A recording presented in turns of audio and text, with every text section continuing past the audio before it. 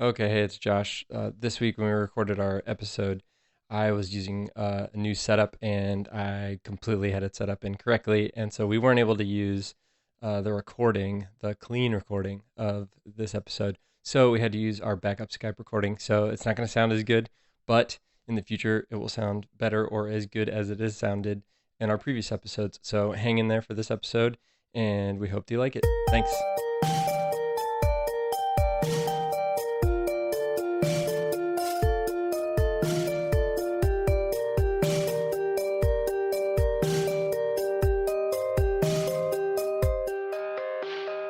Okay, hello and welcome to The Actor and the Engineer. My name is Paul James. I'm the actor.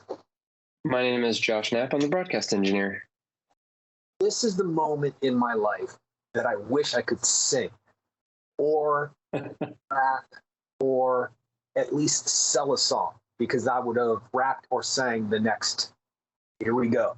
But since I can't do any of that stuff, here we go, Josh.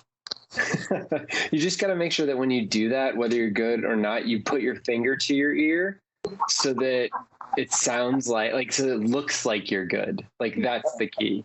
It's fake it till you make it. So Well, considering no one can see us just yet, I don't think that will quite work, but the emotion and the heart is in it. So because this movie has influenced me, I was going to sing out loud, but I know my categories. I know my abilities, and singing or any kind of singing like that are not any of them. So anyway. today we're going to talk about In the Heights, which is a musical directed by John M. Chu. It's based on the Broadway musical that was written by Lin-Manuel Miranda. And it's been adapted into a film. And it was written by Chiara Alegria Hudes and stars a bunch of people.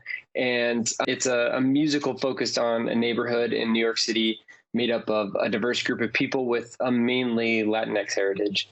So that's kind of the basis of the film. But for me, it was a big deal because this is the first time I've been back to a theater I calculated this, 469 days.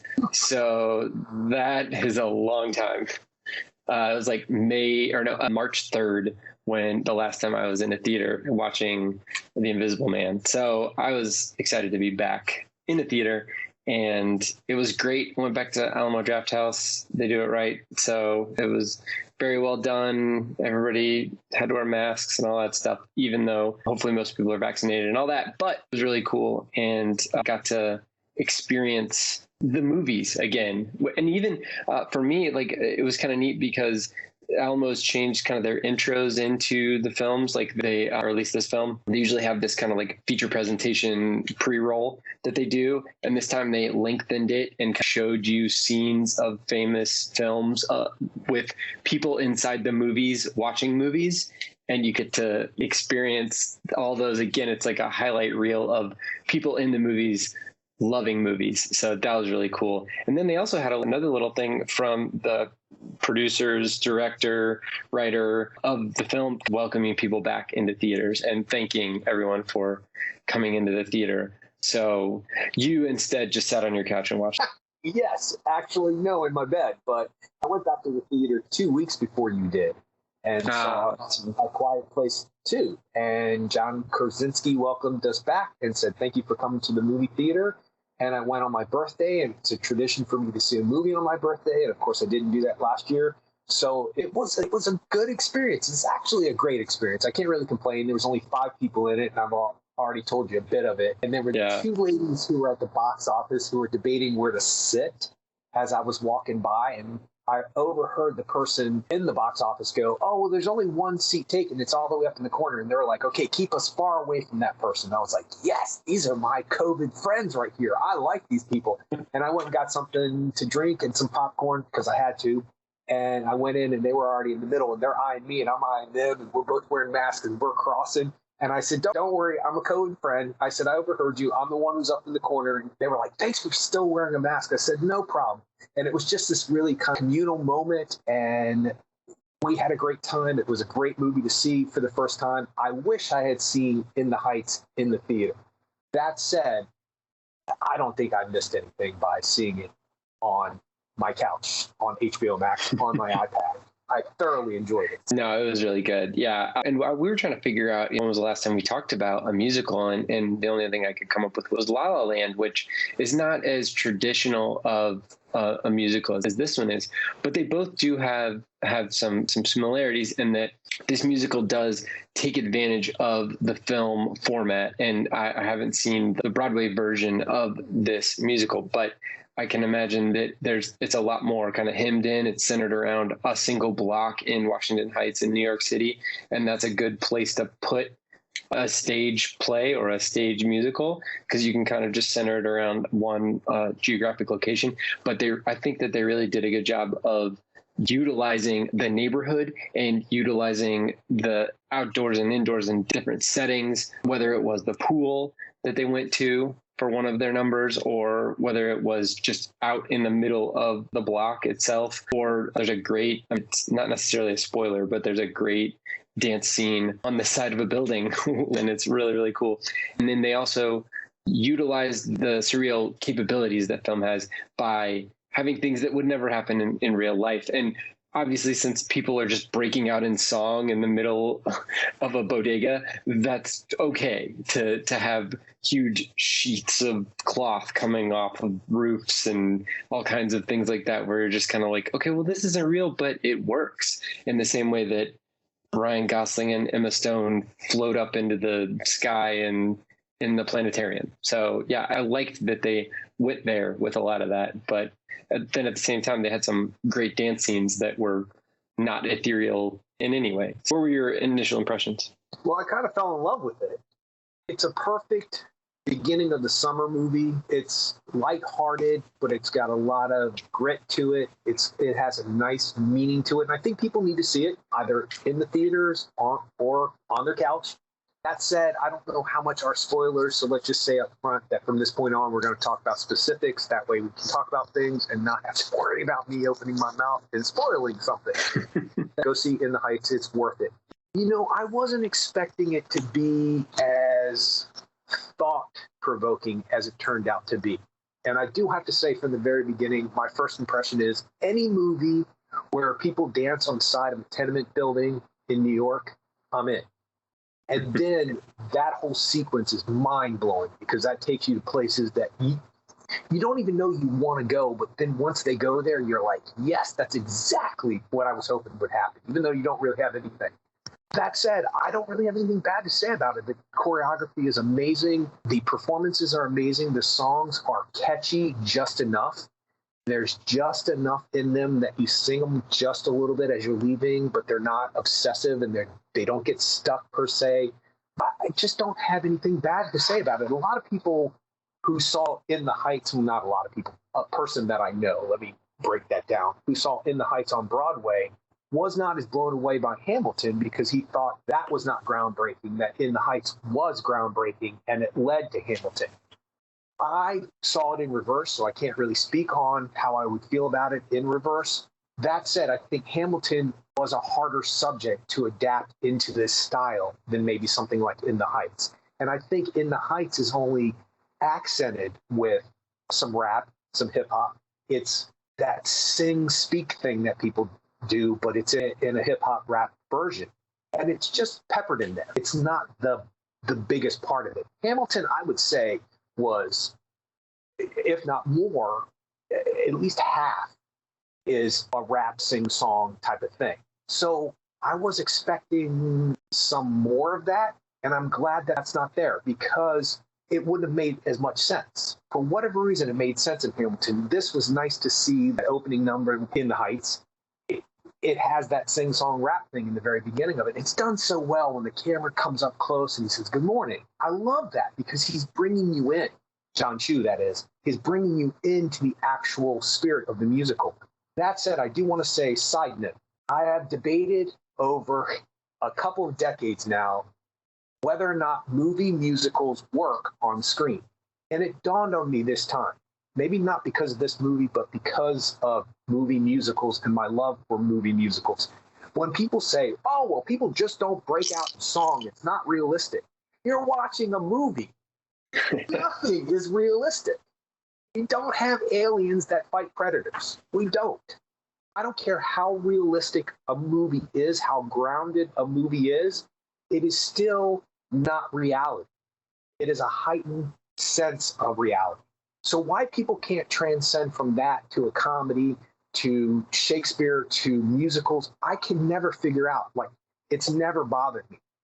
They do it very naturally in this movie. It's very natural progression from when somebody's singing to when somebody's dancing to whether or not somebody's included in the actual dance number or standing on the side of the dance number. It's all very smooth. It's very well done. And I love that sequence when she's walking down the street and those big things of cloth come over the building. I love it. I love the whole pool sequence. Speaking of choreography, I don't know how many times you're going to watch this movie, but if and when you get a chance to watch it again, did you notice when they were in the pool, like every fifth person was laying straight across and they would spin? They would rotate in the water as everybody was moving around them. I was like, what is that? There are little accents in the choreography that I've never seen before. There are certain things, like the whole sequence with the young kid, Sonny, in the pool. I've never seen anything quite done. It's just not something I've seen before. It was just solid. And then the shot of the crowd watching him, it's a little meta. And so they pull you in. They let you know that this is fantasy. They let you know that this is the reality of this movie. And I accepted it, hook, line, and sinker. I don't want to sound like I'm gushing because I did enjoy it. And I did watch it a second time because I enjoyed it that month. Yeah, I did, because I kept thinking to myself, was that as cool, or was that just me being like, what is that? And then it happened again. The whole sequence on the side of the building, which we'll get to, when they shoot from the inside of somebody's apartment, I was like, that's amazing. It's so inventive and so well thought out. So bravo to everybody. Yeah, no, I think it was solid all the way down. I did a little bit of digging into like the production of the film, and they were shooting in Washington Heights. That pool is in Washington Heights. It's a real pool. It's one of the biggest pools in any city in the United States, and it's never been put on film. They had to jump through a bunch of hoops to get it on film, and they kind of renovated it to a certain extent to make it ready for film, and they were able to kind of utilize that.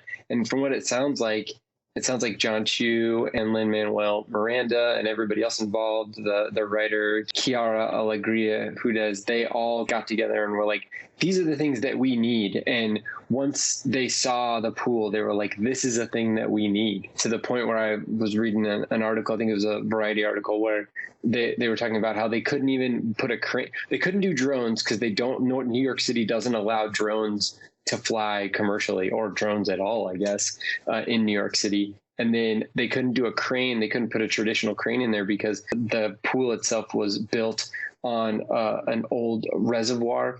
And so the concrete itself wasn't able to support the amount of weight necessary for a traditional crane that would be long enough to get over the center of that pool. So they had to do all kinds of things to compensate for that. And then on top of that pool scene, I could kind of tell when we were watching it that there were certain scenes that were more uniformly lit by the sun than others. And when I did some reading, about half of that or 2/3 of that shoot at the pool, it was like constantly either raining or overcast. And when there was lightning, everybody had to get out of the pool, obviously, and they just had to wait and they had to turn everything off. And so it was a huge deal. They only had so many days to do it. And like, I couldn't imagine the amount of stress and just the intensity of shooting that scene, because it's like, if we don't get it, we don't get it, and we have to get it. And so all of that together really made me appreciate it even more, because when I was in the movie, I could kind of tell that they were compensating with certain lights on the main characters, or on the character in the foreground, that was different than what it would look like if it were just a day at the pool when it's sunny outside. So that's hard stuff to do, but I think that the dynamism of the performances, and yeah, like you said, Sonny kind of coming up with all these other guys, he was kind of real quiet during all the beginning of that 96,000 song, and then he just busts out there and asserts himself. So that's really cool.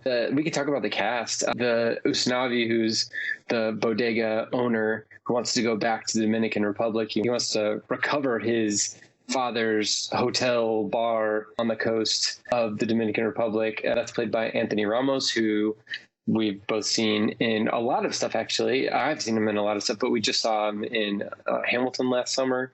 He was actually in, this is something we didn't talk about in our last episode, he was in the She's Gotta Have It miniseries that was produced last year. Yeah, and so I did not watch that, but he was in that, and he was playing the Mars Blackman character, or the Mars Blackman proxy. So yeah, that's really cool. We got Corey Hawkins playing Benny, and we saw him in Straight Outta Compton. He played Dr. Dre. He was in like a Ryan Reynolds movie or something recent, that like Underground 6 maybe. Leslie Grace plays Nina Rosario, and she's kind of Benny's ex / maybe not his ex. And then Melissa Barrera plays Vanessa, who is someone that Usnavi is interested in. Olga Meredith plays Abuela Claudia. And Jimmy Smits is Kevin Rosario, Nina's dad. And then Gregory Diaz IV, that's Sonny. And then there's other characters on down the line, including Lin-Manuel Miranda as a kind of a shaved ice guy. I was bowled over by Jimmy Smits. What the heck? Like, I remember him in LA Law, and then he's most recently, I've seen him and stuff, and we watch Brooklyn Nine-Nine all the time. He's Amy Santiago's dad in Brooklyn Nine-Nine, so I've seen him fairly recently. And actually, Olga Meredith, who plays Abuela Claudia, is also in Brooklyn Nine-Nine, along with Stephanie Beatrice, who plays one of the hairdresser girls. So yeah, it's kind of like a Brooklyn Nine-Nine reunion, but I just couldn't imagine. I was amazed with Olga Meredith too, but seeing Jimmy Smits before and seeing what he did in this movie with the limited screen time he had, I was kind of amazed. Like, he didn't have a song. He didn't have like a feature or anything like that, but I really got a lot from his character and how his character interacted with his daughter and with Benny, and just how he carried himself in what that character went through. And I was really impressed. No, I was impressed too. And just to name drop, Daphne Ruben Vega was also in this. She was in the original cast of Rent. Oh, cool. Yeah, she's a standout. She has this energy about her. She still has this energy about her. She played the original Mimi, was nominated for the Tony, and that's her claim to fame. And then she's been in a bunch of things since. But back to Jimmy Smits really quick. I have often said, ever since Sons of Anarchy, he was in the last season. And the awards ignored that show. And, okay, shows come and go. And I always thought that it should have been nominated for Emmys. It should have been nominated for Golden Globes. I think Katie Sagal actually won the Golden Globe the first year as Best Actress in a Drama.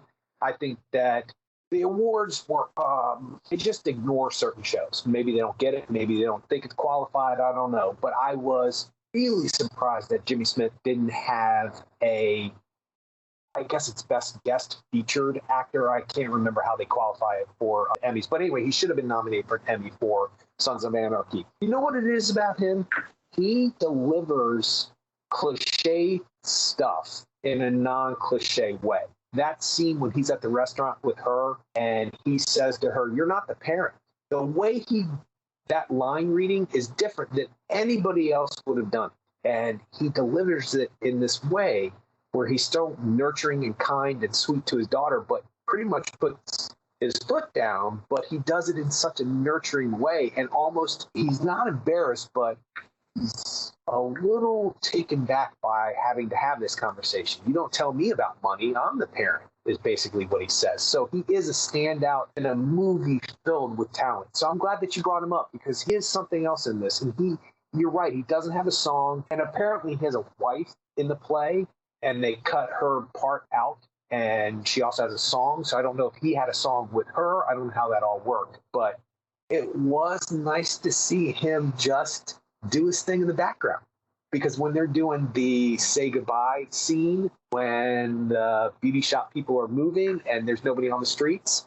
And then everybody's in kind of like the cul-de-sac or whatever they're in. I guess they're in the alleyway or they're in between a bunch of buildings. I don't know what that's called. Anyway, and they have that big musical number. And he shows up halfway through it. He just kind of slides in and then he kind of shakes his shoulders a little bit. And then he does the choreography that everybody, and he's just there. So and he has an Emmy and he has a lot of nominations and he's been in a lot of things and he's famous for a lot of different things and he's a big star technically. So it's nice to see people come in and just do their part, and regardless of how big or how small it is. And then he's just groovy because when he slides into that dance sequence, he's cool. It's like I finally figure out who I want to be when I grow up. Him in that scene in that movie. That's my goal. Yeah, that's that. At the end, the Fiesta del Barrio or Carnaval del Barrio. Yeah, that they have at the end. That's a great scene, and it's kind of like a good release and a good final, getting everybody together before Nina goes off to her thing and before everybody I guess we're in spoilers, before she goes back to Stanford. And speaking of Stanford, did you hear the hold music when Jimmy Smits was on the phone with Stanford? Yeah, I did, but I don't know what. It was King George's You'll Be Back. It was a hold music version of You'll Be Back from Hamilton. Because I was sitting there in the theater and I was like, oh my God, I know that song. And I was like, wait a second, I think that's from Hamilton. And then I had to like think about it. And I was like, oh yeah. Because there was other music going on at the time. And I'm really bad about the whole, like when you're listening to me, or at least me, when I'm listening to music, I try to focus on that music. And then trying to be in this scenario where I'm trying to think about another song while one song is happening. It's awkward, but yeah, I got it. And I was like, oh, that's so cool. And then obviously we also get the kind of cameo, I guess you would call it, from Christopher Jackson, who played George Washington in Hamilton, who plays the Mr. Softy ice cream guy. And so he's obviously got a kind of what would you call it? Just a rivalry with Lin-Manuel Miranda's Shaved Ice guy. So Christopher Jackson's part was added to it for the movie because he played Benny in the original Broadway cast. Oh, okay. Oh, yeah. I guess I didn't even mention that Usnavi was played by Lin-Manuel Miranda on Broadway. Yeah, and Sonny was played by Anthony Ramos in the original Broadway cast. Oh, I didn't know that. Yeah. Okay. Yeah. I keep saying Jimmy Smith, and his name is Jimmy Smits. So I just want to make sure I clarify that because I respect that man. So got to get his name right. Yeah. Oh, no, definitely. Yeah. So I also wanted to talk about the cinematography. I thought that it did look good, and it was clean and well shot. Did you see Crazy Rich Asians? No, I didn't. Yeah, that's a John Chu film, and that's kind of the one that he actually was signed on to this movie before he did Crazy Rich Asians, because this movie's been in development for 5-6 years, something like that.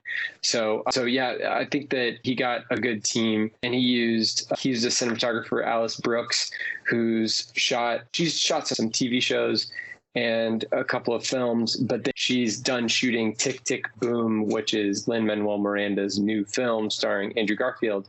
So, and I think that's going to be on Netflix. Isn't that Jonathan Larson, the guy who wrote Rent? Yes, that is. Yeah, and then written by Steve Levinson, who did Fosse Verdon, Dear Evan Hansen. So that's kind of like a powerhouse setup right there. But yeah, you're right, small world. So yeah, let's talk about similarities to other films, because I really got, especially at the beginning of the film, you can tell that they're really trying to like lean into how hot it is, and they do the kind of tropes of like, oh, the refrigerator's out, so I have to fix it, that kind of a thing. But it felt like they were trying to get to the do the right thing type of a situation where they're trying to make you feel how hot it is. So I don't know if it was necessarily as successful as Do the Right Thing was at that, but I could kind of get what they were going for. But yeah, the only kind of critique I really had for the movie was that it seemed like it started really fast and huge. Like it started big and then it got real small and then it got big again during that day, essentially during that day where it was warm. And then we have the Abuelita song, her Paciencia y Fe song, where it gets all trippy and there's people dancing in the subway cars and all that stuff. And then they go to the dance club. There's a lot going on that day. There were some intense portions of the film, and there were some milder portions of the film. So it's got to be difficult to keep that intensity throughout. And it made me wonder what the musical would have been like, because something tells me that, like, when I watched Hamilton, it felt like it was just like, go, go, go, go, go. And I don't watch many Broadway musicals. I haven't seen many Broadway musicals, but I could imagine how In the Heights would have been, because they would have had more musical pieces, number one. And number two, they wouldn't have been able to lean on some of the filmmaking tools that they have, just due to the fact that it's a movie. I think that if they try to top the opening number, if they try to make something bigger than that, then I think that would have been a mistake. I like the fact that it was big, then small, a little bit big, a little smaller, small, a little bit bigger, and then boom. I think it's nice to rely on something non-traditional every once in a while. The fact that it doesn't build to something larger, and it actually comes down and goes slower and then comes up, and then there's the Just Breathe number, and which is at the beginning, closer to the beginning. I think that's what I liked about it. I think the fact that it doesn't boom, it doesn't have these big, huge, over-the-top musical numbers the whole time. Not every song is a poolside. Not every song is dancing on the side of a building. Those moments are so spectacular because they're small. And I think that's what I was talking about in the beginning with In the Heights. Sort of was, my friend said groundbreaking, but I'm not so sure, because Hamilton was go, go, go, go, go. That's why I've only seen certain musical numbers from Hamilton since the first time I've seen it. I haven't seen it a second time because it is an obligation. It is a commitment. You do have to give yourself over to it. And it's large and it's forceful in the best way. Nothing bad about it. So it was nice to have some simple things in the Heights. It was nice that it wasn't these huge big. Once he goes into the store in the beginning of it, the song kind of dies down a little bit. Then he goes back out, and then they have the big dance number where he gets involved, which he looks cool as hell, by the way. Anthony Ramos, when he just booms into the middle of that crowd and does all of the movement that they do, I'm like, see, now that's talent. That's why it's difficult to want to be in this world, because people like him exist. So no, it didn't bother me at all. As a matter of fact, it was nice. I didn't want to resist this movie, but sometimes I resist musicals for that exact reason. I love musicals. I come from a musical theater upbringing, even though I can't sing.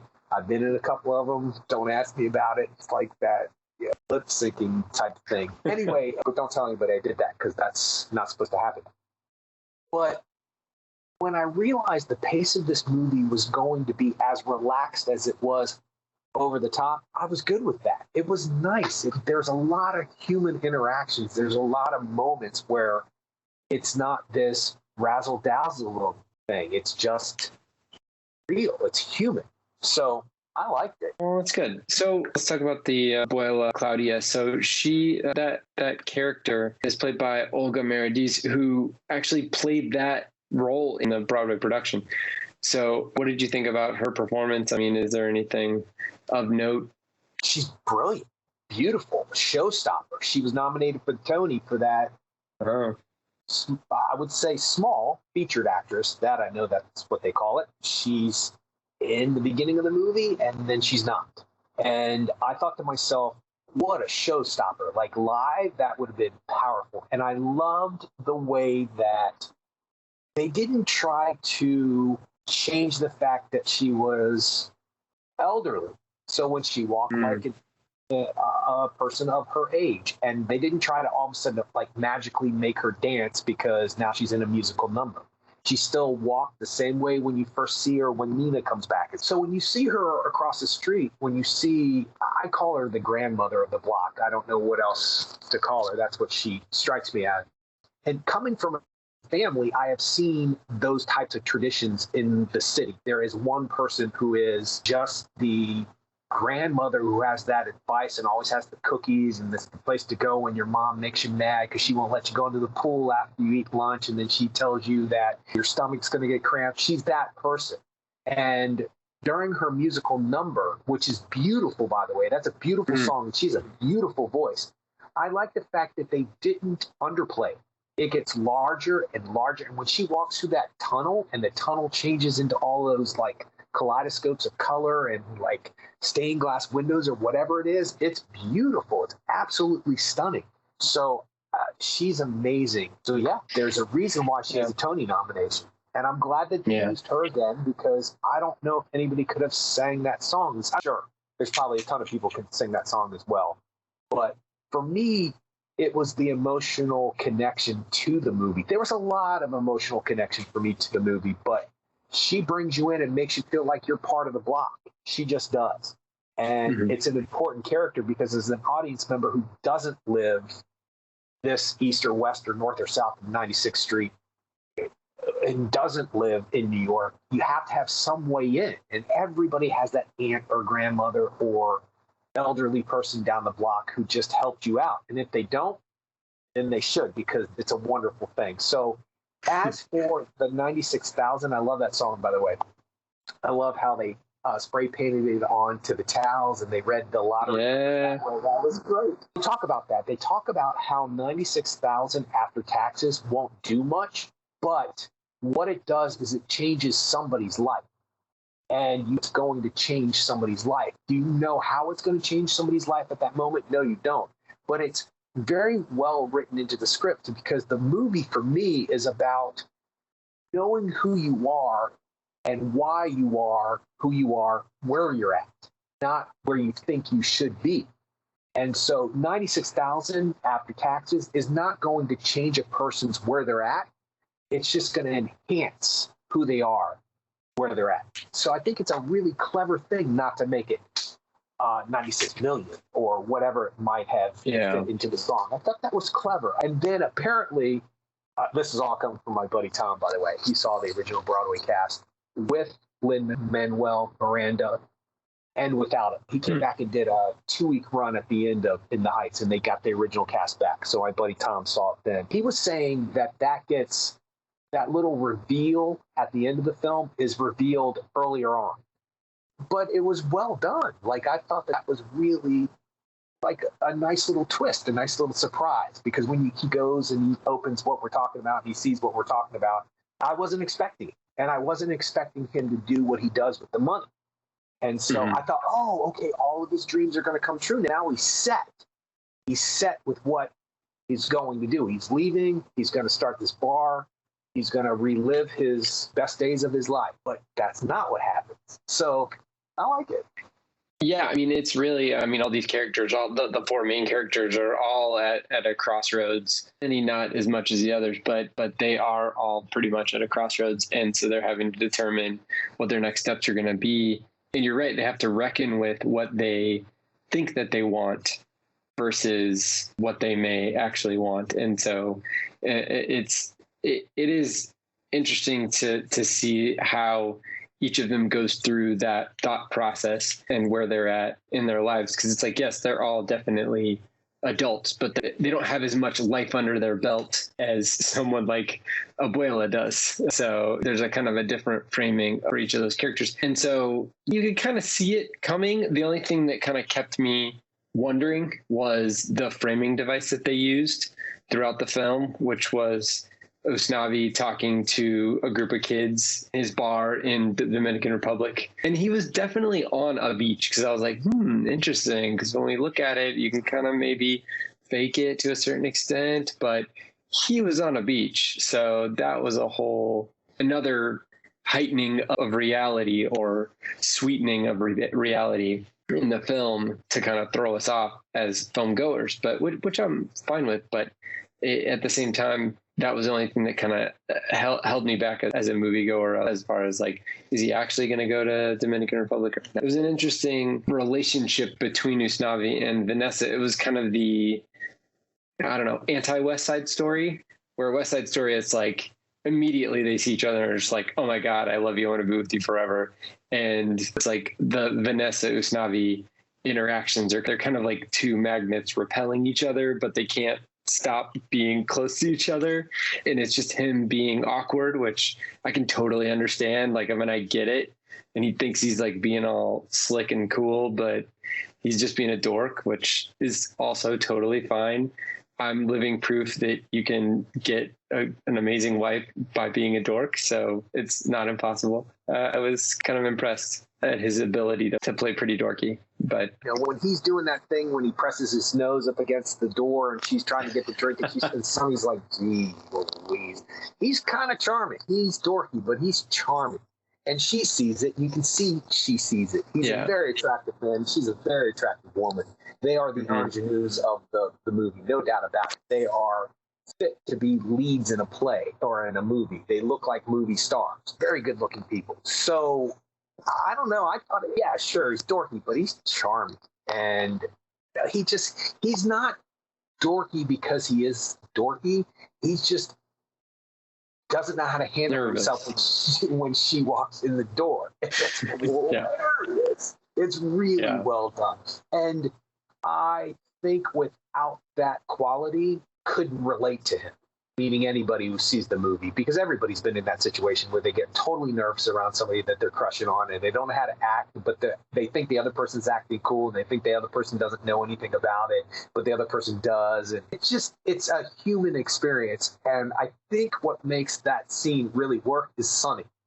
The 2 or 3 reaction shots. And then when she's like, she brings a soda up to the counter. She goes, that's all I want. He goes, okay, thank you, ma'am. Have a good day. And he lowers his voice. And he's like, have a good day, man. It's so funny because the first time I saw the movie, I didn't even realize he did it. But it's for every ounce of dorkiness that the lead character has, Sonny actually is even more dorky in his approach to trying to be like suave and debonair in front of the beautiful girl who he lowers his voice to. So it's clever. It's well done. It's human. That's what would happen in, a real life situation. So what movie would get probably one of the most famous Latin American singers and not have him sing in the movie until the end? He has the most amazing scene in the movie too. Oh, okay. He's really good. He always has been, and I hope that we're talking about the same person, right?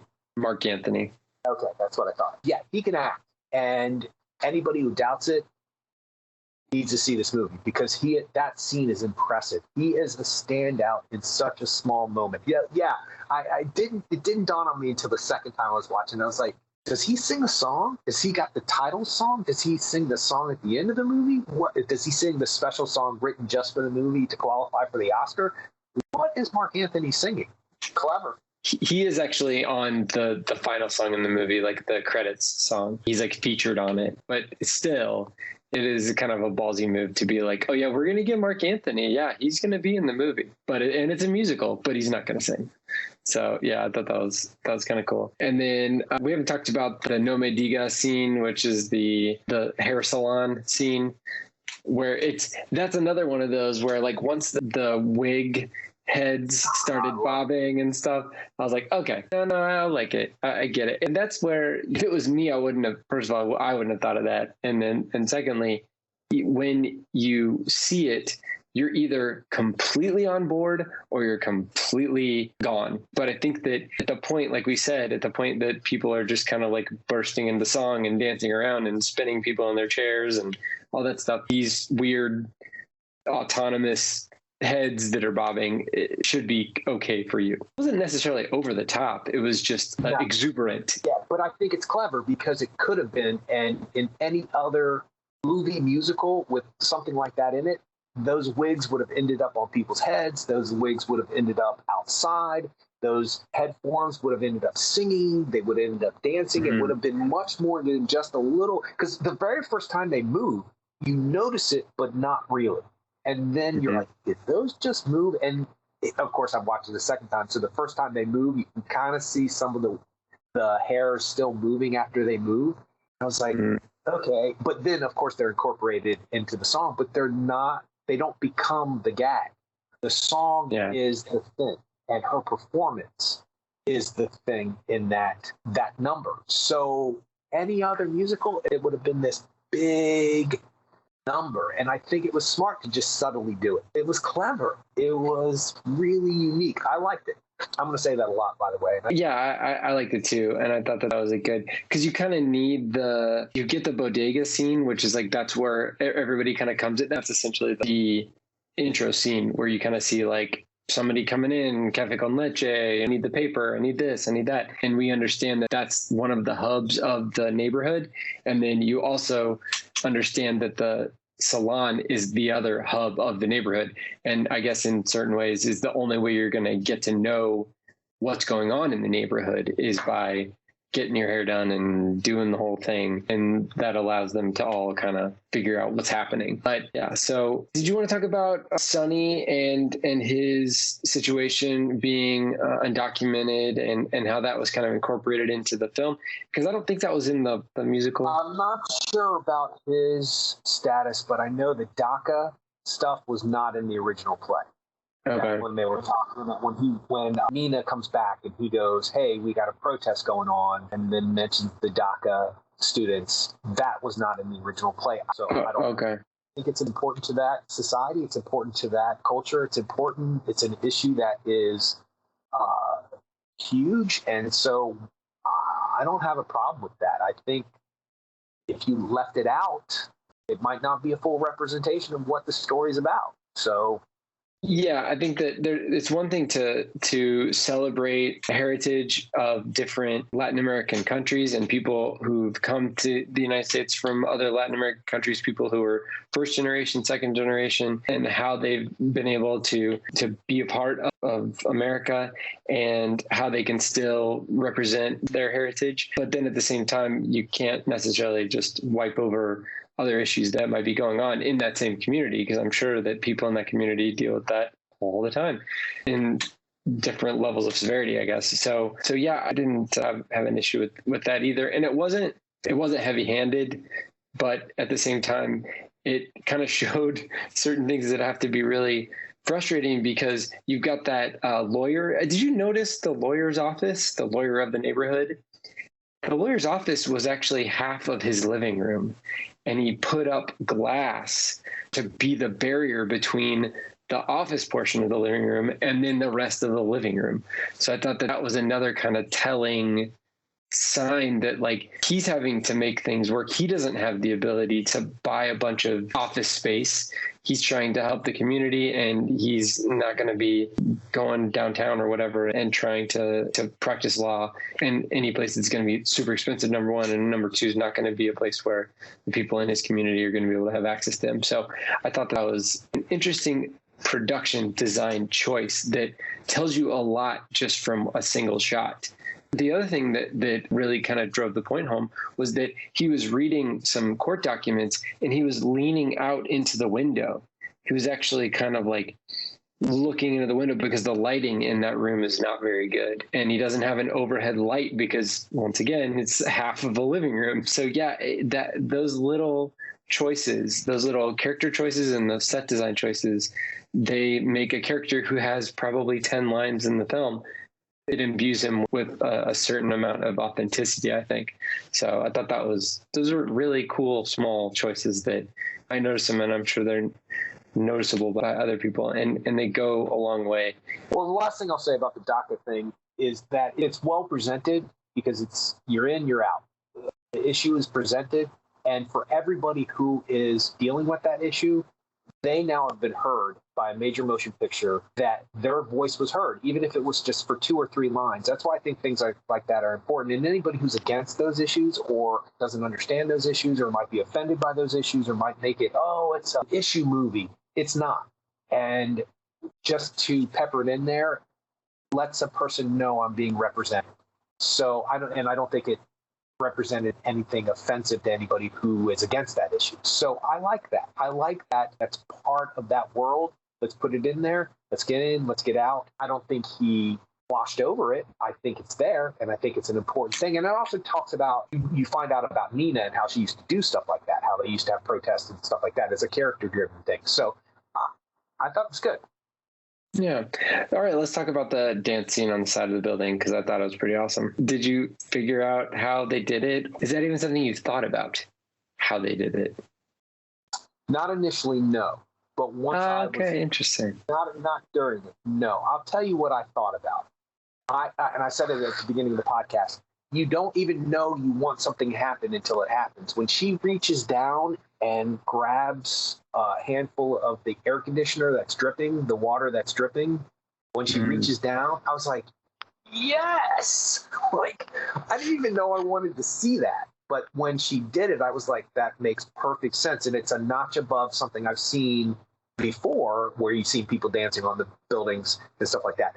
I somehow saw, I think it might have been on YouTube, I saw the making of that scene. So I know how they did it. It doesn't deter me from thinking the scene was brilliant. I pretty much figured it out. I've seen those rooms before, and I've seen that. Plus, the Jamiroquai video was the first time that somebody did that. Do you remember that video? Well, the virtual insanity, but that was them moving a room where the floor, so like the camera was locked to the room and everything moved sideways. But what I think you're thinking about is probably what I was, the Fred Astaire movie, Royal Wedding, where he actually does dance on the side. And then also there was a Lionel Richie song called Dancing on the Ceiling, right? I think. I don't know. Yeah. Not a big Lionel Richie fan necessarily, but I like the Commodores. But they used a gimbal that moved the whole room, and the camera is locked to the room. And so as the room rotates, the people can dance, and it looks like they're upside down, or it looks like whatever. That's how they're able to practically do it. Christopher Nolan did it in Inception when he did it in a different way, where he had it in a barrel, like he had like a hallway in the barrel, and he rotated the hallway, but same concept. So yeah, I kind of realized how they were doing it. The one thing that kind of just tipped me off, that things were a little off, was that when they start that scene, the lighting looks like it's like a sunset scene, and it looks too perfect. So that lighting, it's just too good. And the way that they're exposed, the Golden Gate Bridge, how it looks, I could tell that was probably a green screen, which is fine. And there's nothing wrong with using a green screen to get a nice sunset shot. But when they started doing the dancing thing, I was like, oh, that totally makes sense, because they're not going to be able to build this outside. There's just no way. And they're going to need green screens all over the place. And even like the scene you were talking about where they're dancing on the window and the kid's eating dinner and he kind of looks out. Yeah, I'm sure that all that was, they just put up a big green screen on the window of the actual apartment that they were shooting the kid eating dinner in. And then they just had a camera underneath some plexiglass that they were dancing on. And then they just composited them together. But it looks really good. That's the other thing, is that it doesn't look too CG, because they're able to do certain things. And you're right, they anchor themselves enough times when dancing, like they're going to sit on the air conditioner, sit sideways on the air conditioner, or they're going to push off against the railing of the fire escape.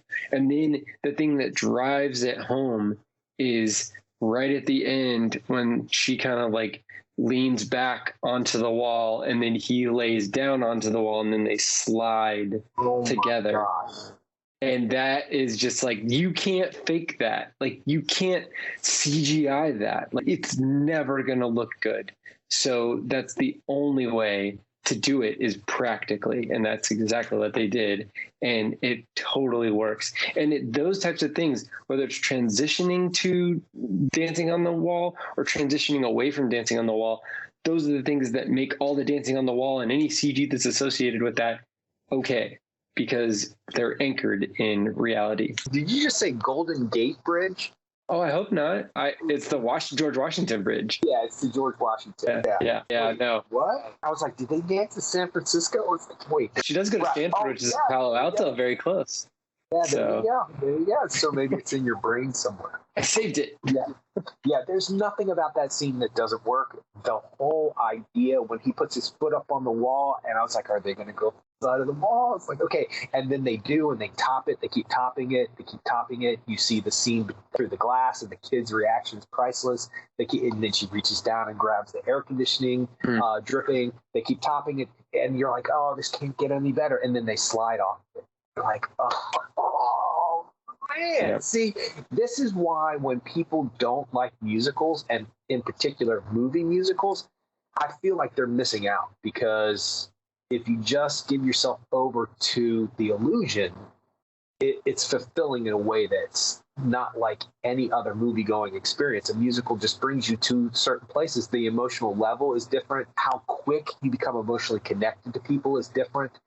It's quicker, it's stronger, it's deeper. I'm not saying that a regular non-musical movie doesn't do that, but something about movie musicals just bring you in. And so if you can't accept the illusion, delusion, suspension of disbelief, whatever it is that makes you feel comfortable with what's happening, if you can't accept that, then you're missing out on such a beautiful scene, because the whole sequence in the beginning, back to her first song, Breathe, is brilliantly done too. I do want to mention, I did love the chorus or the background dancers all look like real people in that city. They all did, and they could all move. Yeah. They're all different shapes and sizes and different ages, and they all move. And there's the sequence in the beginning when she's singing her song and she sees herself as a kid for the first time across the street, and she's dancing. The little girl is dancing, and she goes past 4 or 5 guys, and there's one guy, and I'm in love with this guy. He's the coolest guy in the movie, in my opinion, next to the stars, of course. But he's got a little dance sequence with her where he spins her around, and he spins, and then she runs off. He's the last person she dances with, the little girl, in that sequence. And he looks like your average middle-aged guy, got a little pot belly, but he can move. And he is so. Do you remember the guy I'm talking about? I do remember that. Steph commented about that too. Yeah. Yes, exactly, because he just popped, and he wasn't what you were traditionally expecting to be the dancer to look like. And so, to me, I like that. Something that makes it all encompassing. But he can move. That guy can move. He has to be a dancer. He has to have been a professional dancer. I don't know if he's still in the business, if they had extras who just were for this movie, or what they did, or if they were all in the business. I don't know, but that guy should be in the business, because that man was talented, and he's in 4 seconds of the film.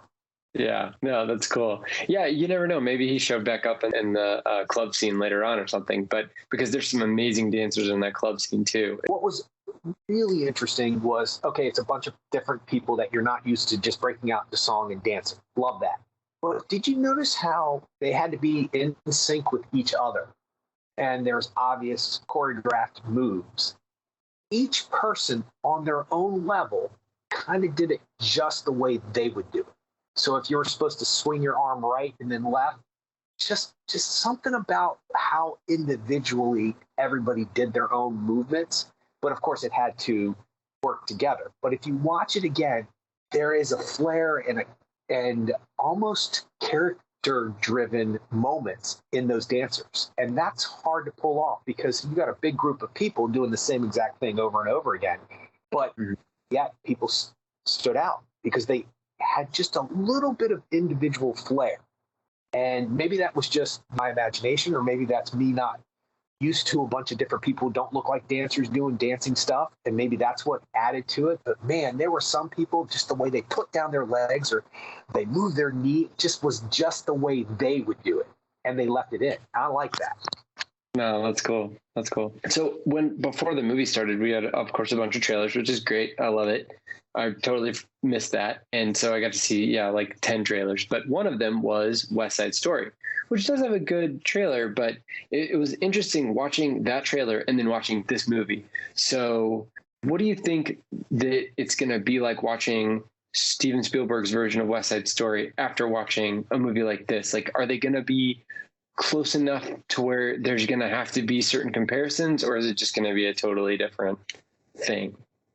Well, West Side Story is not going to be compared to In the Heights. West Side Story is going to be compared to the original Academy Award-winning Best Picture and Supporting Actor and Supporting Actress winning motion picture. That's what it's going to be compared to. Shown in all of the schools. That's the one that everybody talks about when people can't understand Romeo and Juliet, they show them West Side Story. So I don't think it's going to be compared to In the Heights as much as it's going to be compared to itself.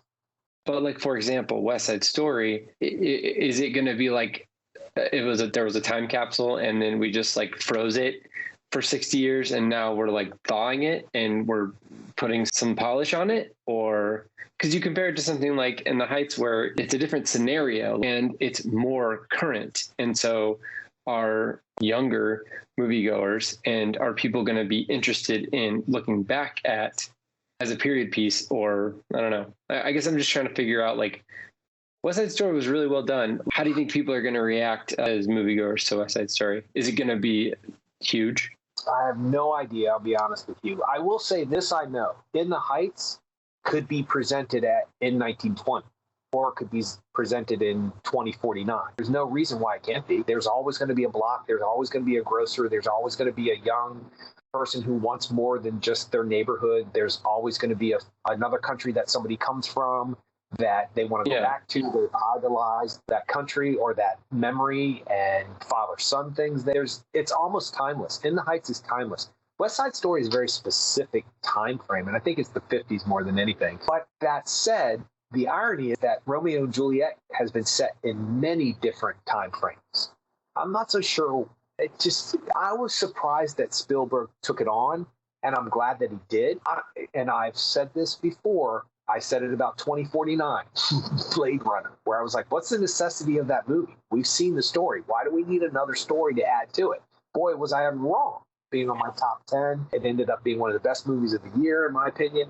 So my question is, humbly, why even make West Side Story again? So I don't know. I don't know if movie musicals, just like anything, have an ebb and flow in Hollywood. And some people take to them and some people don't. West Side Story seems like a very specific audience. Back when the original was filmed, the movie musicals were bigger.